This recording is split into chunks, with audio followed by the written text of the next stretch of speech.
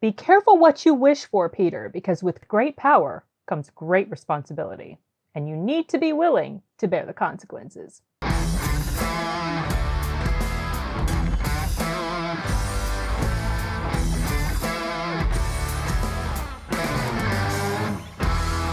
Okay, I don't know, I was trying to come up with some cool little tagline for it. It just sounds corny. But anyway, whatever. All right, so Spider-Man No Way Home. Wow, that was really bad. No Way Home. No Way Home, Spider-Man. Okay, let me start that over again. Spider-Man No Way Home. I went to go see the 3 o'clock screening for this at my local movie theater. And as I mentioned in my out of the theater reaction sort of thing, there were 21 time slots that they had designated for this film. This movie is going to make a crap ton of money, and in my opinion, it's going to be worth every penny of it. This movie was excellent. I had a good feeling about it going into it, and by the time I was done, I was really, really pumped about how well this movie was constructed, how good the writing was, how good the acting was, and how much, what's the word I'm trying to think? How much honor was done to past characters. So we know from the trailer that multiverse is happening and all these villains from the other Spider-Man movie universes have entered into Tom Holland's Spider-Man universe, and mayhem erupts. So I'm trying to talk, I'm going to try to get this done pretty quickly because I have a movie that I'm going to be screening in a few minutes. Well, in about like about 25 minutes. So I can't dawdle. So I'll just say this.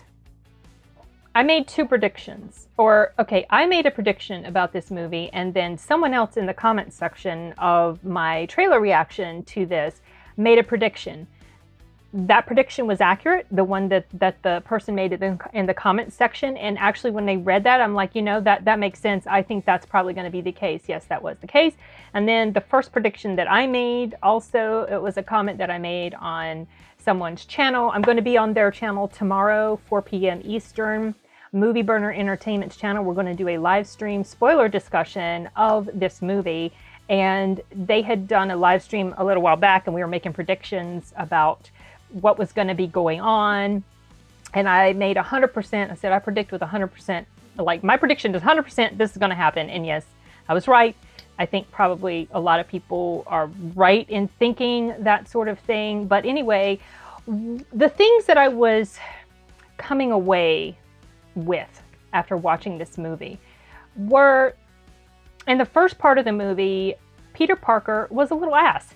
He was annoying, he made stupid decisions, and he, of course, the decisions that he made created this just havoc in his world. It was all directly his fault. That's another thing that I didn't, okay, so Zendaya's character, I've made no secret of the fact that I'm not a real big fan of hers, like at all. There's just, I don't know, I just don't care a whole lot for her stuff. She was good in here, though. There was a scene that involved her that was quite touching. Got me right here in the feels. It really did. But there's a comment that she makes in the trailer that is annoying. So there's a scene where Doctor Strange is saying, Scooby-Doo this crap. That's been edited. In the movie, he says, Scooby-Doo this shit. He doesn't say crap.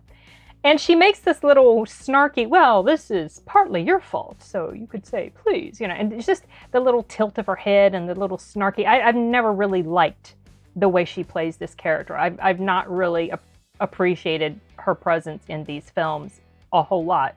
And that part really annoyed me. I was just so saying to myself, like, she's so annoying when she said that part, because it wasn't Doctor Strange's fault. Well, if you're going to be like, well, yeah, it was because he did the spell, and it was not his fault. He was trying to help Peter. Peter screwed it up because he wouldn't shut his big fat mouth. That's what happened. So then all this crap went down. And something that I really appreciated about the sequence of events was that Peter pays the price. Wow, that sounds like Peter paid a... Okay, Peter... he pays the price for his recklessness and the decisions that he makes. And something I really liked about the way this story was made is that he doesn't escape scot-free. He does not escape without consequences. He has to make a sacrifice, and things happen in his life that cause great pain and turmoil, and it is directly his fault. He understands that, and he has to accept it. And so there's not like your typical happy ending-ish type of thing, which I thought was awesome. Because if he had been able to walk away from this without any sort of real ramifications for his actions in this movie, that would have felt rather lame. Now, I remember that the folks at Movie Burner Entertainment mentioned something about how they feel like in this movie, it's really time to see Peter Parker become a man, because in the first two movies with Tom Holland, Homecoming and Far From Home, he's still been this bumbling, silly little kid, you know. He's a teenager. He's still a teenager in this movie. But it's time for him to be a man. I'm quoting Jim Carrey from Liar Liar, something like that. But it's true. There's only so far he can be this young, silly little goofy kid, and that will wear thin. He has to grow up. Things have to get real for him. And in this movie, things get real for him. And that gives this film a whole lot of depth that I appreciate so much, and also appreciate that he does not escape unscathed, and that he does grow up. He has a hard journey in this movie, and I feel like it was handled very well. What else was I going to say?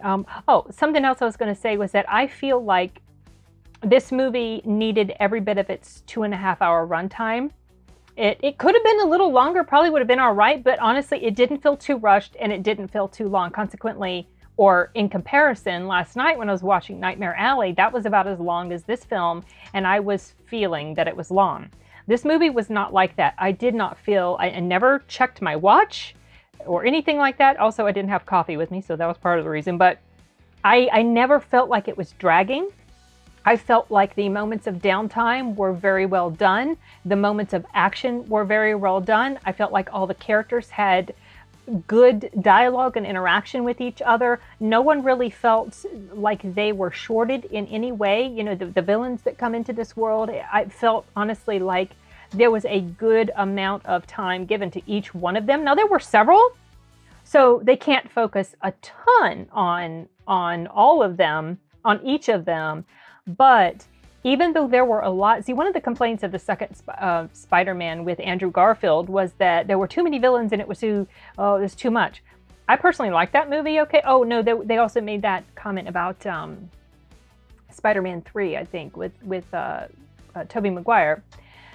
I liked both of those films, okay? They're not the stronger ones in the series, but I still like them all right. But even though there are so many villains that come into this world, it did not feel like things were just crammed in. The flow felt natural. It felt like it all fit in. And the time and attention given to all the characters just seemed to be very, very well balanced. I will also say another thing about this film, Marvel isn't always honest in their trailers. Just tell you that much, okay? So I think we've grown used to that. So kind of be prepared for that as well with this film. What else? Definitely this is going to be a non-spoiler film, so I'm not going to explicitly confirm or deny anything. We will definitely be talking about that in detail tomorrow. There are 2 post-credit scenes. One is a little bit after the credits roll. I got really confused about that particular one, but I can't get into detail about it now because that would be too spoilery. So I'm going to try to remember to bring it up with the folks at Movie Burner Entertainment tomorrow when we talk. Then there's another one at the very end of the credits, and that is not your typical post-credit scene. It's more like a trailer. And when I saw what was getting ready to happen, I'm like, oh, that's that thing I actually heard about a few days ago. So when I saw it, it wasn't anything that surprised me. I didn't fully check out this other stuff that had been talked about a few days ago before this movie was released, but I heard of it and I saw screenshots. And so when it was happening, I was like, okay, this is what it is. Anyway, overall, yeah, I feel like this was very, very well done. It's highly possible that when I rewatch this film, which I will be doing, I'm sure, because my daughter hasn't been, but there might be plot holes I didn't see at the time. But I was just so drawn into the story and enjoying it so much. And there was a lot of clapping and cheering in the movie theater. And I was one of them. My son too. There was a lot of excitement. People were very, very happy. And there are some really cool cameos, which, you know, we already know about them here. But there's cool cameos. There's one very, very brief one. Super brief. But when it happened, that was the first one. When it happened, people got really excited. It didn't surprise me to see that because I'd already heard of a development within this universe regarding that particular character. Yes, I'm being vague. Anyway, what else? Honestly, nothing else is coming to me. I feel like this has probably been one of the more concise reviews I've ever done. And I think I did this in record time. Now I've got time to eat my supper before I have to watch the next movie. Anyway, I don't have time to edit this and get it up right now. Hopefully later tonight, we'll see. And hopefully you guys can join me tomorrow at the live stream. However, if you have not seen the movie and you do care about spoilers, obviously stay away because we will be talking all things Spider-Man No Way Home. And, you know, I would like you guys to enjoy it just going in and not knowing a whole lot about what's going to happen, especially if you've intentionally stayed away from too much spoiler talk or, you know, reviews and things like that. So, oh, and I know what I was going to mention. This movie picks up immediately after the events of Far From Home, pretty much immediately. And so, you know, if you've seen the trailers, you know what the storyline is about. He's dealing with the consequences of his identity being outed by Mysterio, and he goes to Doctor Strange for help. He wants people to forget, you know, that he's Peter Parker, but then he starts adding in all these other qualifications into the spell, and that's what screws everything up, which the trailer reveals. So anyway, yeah, very well done film. I thought it was really good, and I hope it makes a ton. It will make a ton. It's definitely going to make more than 100 million. I think good word of mouth is going to help it a lot. And I think it's possible it could make more than 200 million. But I don't know, you know, within that range, I'm not sure. I think it'd be great if it would beat out one of the, like, I think one of the Star Wars movies. Maybe it was The Force Awakens. I think one of those movies made like 240 some million in its opening weekend. That would be awesome if this film could beat it. But I don't know. We're still in the pandemic era. People are still scared, but you know, I don't know. We'll see.